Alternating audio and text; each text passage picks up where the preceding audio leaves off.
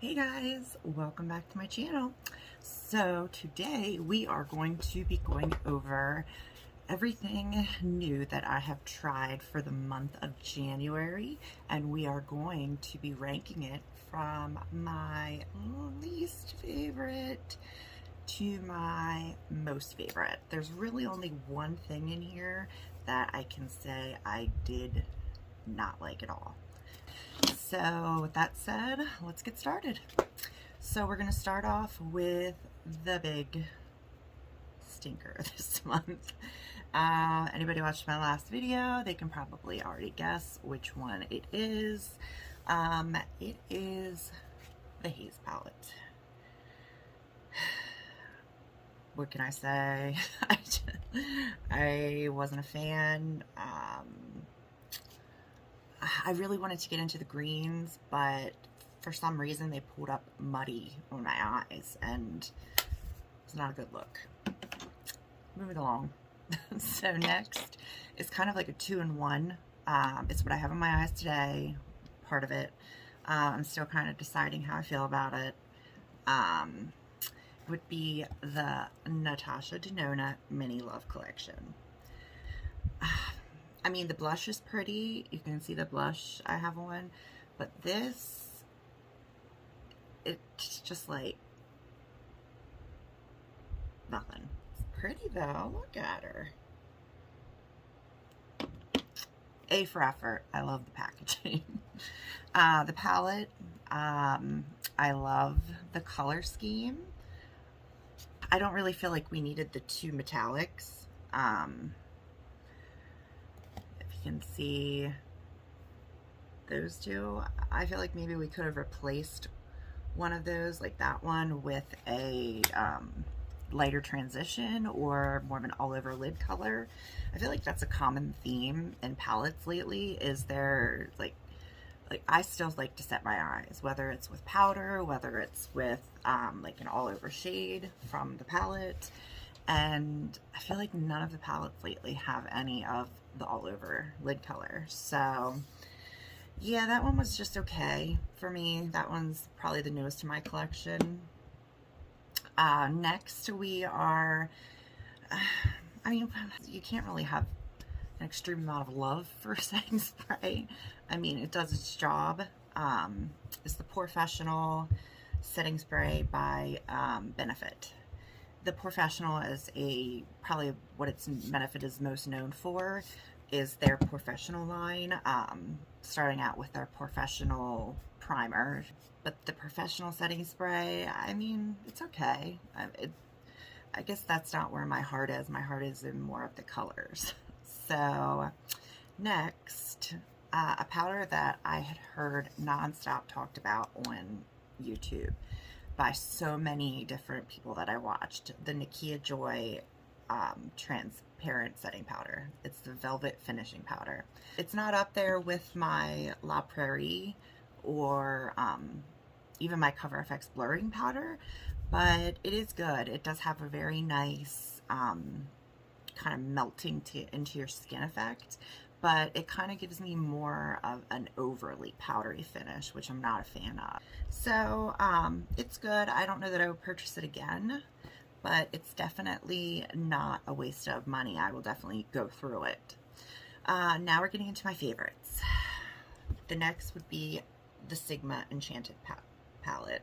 I feel like I'm really late to the game in a lot of these because this certainly isn't new. The Nikkia Joy powder is not new, but you know, I'm getting there. I'm inching my way into what everybody's talking about. But this is the Sigma Enchanted palette. Beautiful coloring.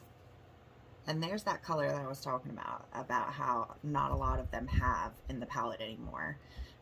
But it has some really awesome metallics in there. And then a really pretty array of transition and, you know, contouring colors in there. Beautiful. The next one, love this. Probably my favorite primer I've ever tried. And it's really funny because I tried the original and I hated it. And maybe I was just having a bad day. I don't know. But The Tatcha Liquid Silk Canvas is an amazing primer. It's just one of those primers that you put on and it's like all buttery and velvety feeling. It's wonderful. Next, something that kind of took me by surprise because I'm not a huge pressed powder fan. The pressed powder that I probably use the most and have repurchased religiously is Charlotte Tilbury's Flawless Filter Airbrush Powder. Rather expensive. I think it's like $50, $55 maybe for the powder, but it's completely worth it. The Fenty Pro Filter Powder really surprised me. I did not think it was going to be as awesome as it was. It kind of just takes any imperfection, like I had a little scrape here on my nose that wasn't being covered enough, and I just dabbed a tiny bit onto the scrape and gone. And it just has such a smooth and buttery finish, but it doesn't, see how it's just kind of goes into your skin. Nothing, you don't look powdery, you don't look cakey. It just kind of covered up that little area right there. And that was just a little tiny piece on my finger. Little tiny piece, little tiny swipe. Yeah, getting there. Danessa Myricks Twin Flames Multichrome Pigment for Eye and Face. I don't think I put this on my face, but hey. Look at that. That is so awesome. Kind of like that color shifting. And this color is Amour. And I will be getting Amour of them.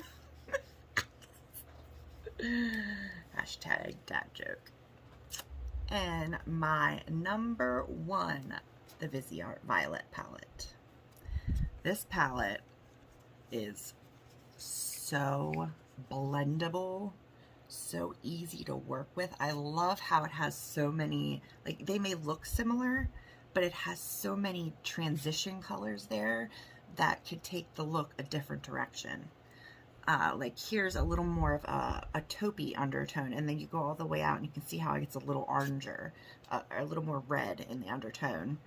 And then you have the really cool lilac color, and then the color that kind of pulls green that you wouldn't expect. But yes, this one was definitely a home run, if not my favorite palette from Viseart ever. Definitely worth the money. It's not up there with the like super expensive priced ones. I don't even know what price it is. But I will put a link below to it on Sephora. But so that is it. That is my top 10 for the month, and I have a pretty large Sephora haul coming, so hang tight for that. And I thank you guys for watching.